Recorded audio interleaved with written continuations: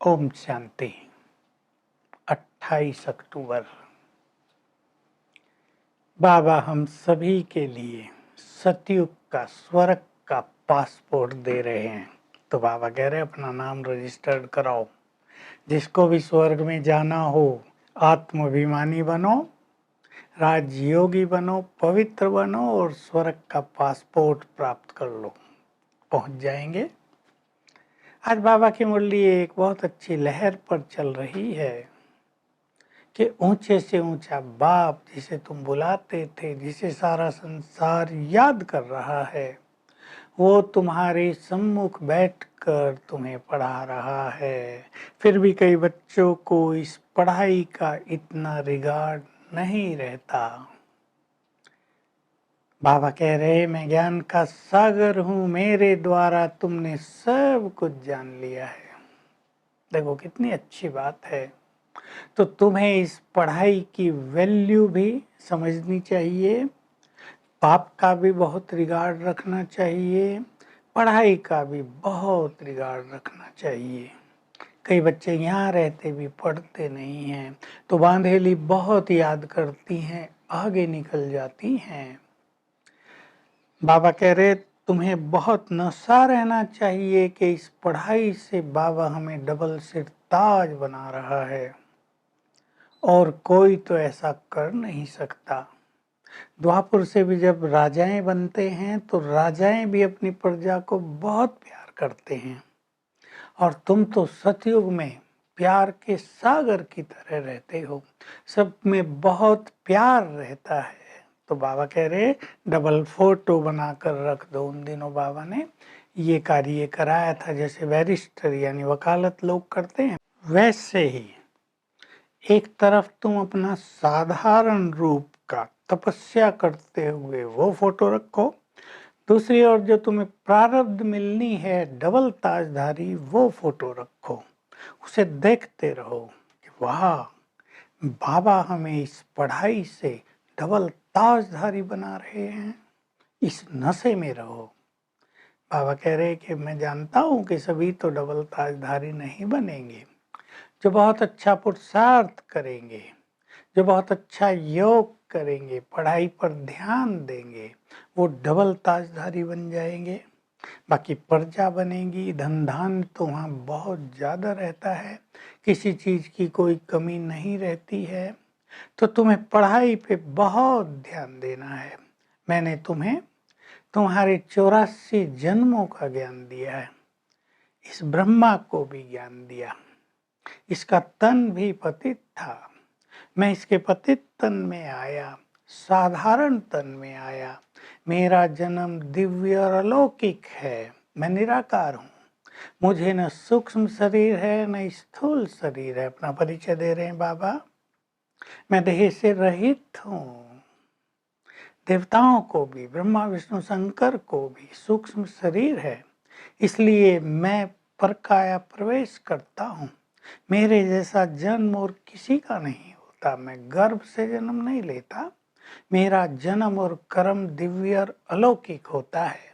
मैं आया हूँ तुम्हारे सामने।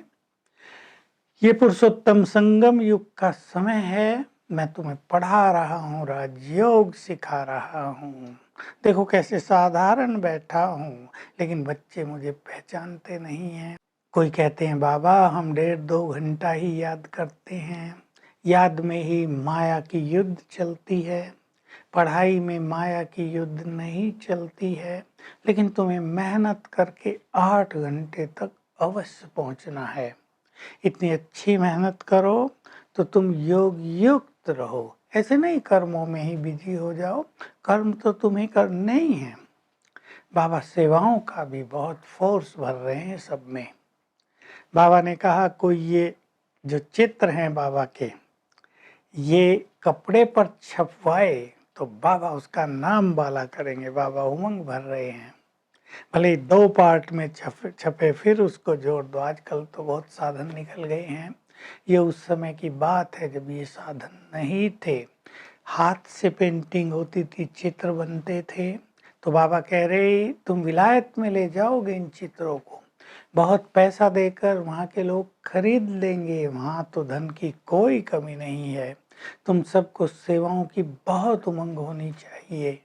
आगे के लिए बाबा कह रहे हैं, चलते चलते तुम बहुत सर्विसेबल बन जाओगे, तुम ये ज्ञान सबको दोगे, सबको बाबा का पैगाम दोगे, किस तरह बाबा आया है। अभी देखो विदेशियों ने, विलायत वालों ने बॉम्ब्स बना लिए हैं। बाबा जानते हैं उनके पास इतने बॉम्ब्स हैं कि अगर दोनों मिल जाएं तो विश्व पर राज कर लें। बॉम्ब से विनाश भी होता है, लेकिन वो डरा कर विश्व पर राज कर सकते हैं। परंतु ऐसा ड्रामा में है नहीं कि कोई हथियारों के बल से विश्व पर राज कर ले। नियम ये है, योग बल से ही विश्व पर राज किया जाता है। तो वो लड़ेंगे, लड़के नष्ट हो जाएंगे और ये विश्व की बादशाही का मक्खन तुम्हें मिल जाएगा। इसलिए श्री कृष्ण के मुंह में मक्खन दिखाते हैं, ये विश्व की बादशाही का मक्खन तुम्हें मिलता है। तो उनकी साइंस पावर है और तुम्हारी साइलेंस पावर है। अपनी साइलेंस पावर को तुम्हें बढ़ाते चलना है। सेवाओं का भी बहुत उमंग रखना है, पढ़ाई का भी बहुत रिगार्ड रखना है। रिगार्ड रखने का अर्थ होता है बहुत अच्छी तरह से पढ़ना, बहुत उमंग उत्साह से पढ़ना। पढ़ाई में ढीले नहीं होना चाहिए, तब तुम उच्च पद के अधिकारी बन जाओगे। तो बाबा अपनी सेना में फोर्स भर रहा है कि तुम्हें स्वर्ग का पासपोर्ट मिल रहा है और तुम्हें दूसरों को भी ये पासपोर्ट दिलवाना है। स्वर्ग में जाना सब चाहते हैं, लेकिन इसके लिए बहुत पवित्र बनना पड़ेगा, बहुत अच्छी स्थिति बनानी पड़ेगी। जो ये आजकल की दुनिया में बुद्धि भटकी हुई है, बाबा कहते हैं मित्र संबंधों में, माया में, इससे स्वयं को छुड़ाकर योग युक्त बनाना होगा। वरदान बहुत ही गहरा है। वायरलेस के द्वारा, पहले वायरलेस सेट होते थे मिलिट्री और पुलिस के पास, उनसे मैसेज दिए जाते थे। तो बाबा कह रहे तुम अपनी वॉइसलेस स्थिति के द्वारा, वॉइसलेस माना निर्विकार स्थिति के द्वारा बाबा की हर बात कैच करने वाले बनो। तो बाबा की हर बात विनाश काल में वही कैच कर सकेंगे जो वॉइसलेस होंगे, निर्विकारी होंगे, बुद्धि जिनकी बिल्कुल स्वच्छ हो गई होगी। विनाश के समय, भिन्न भिन्न समय बाबा का मैसेज आएगा, इस सेफ स्थान पर पहुंच जाओ। तुम कैच कर सकोगे यदि निर्विकारी होगे।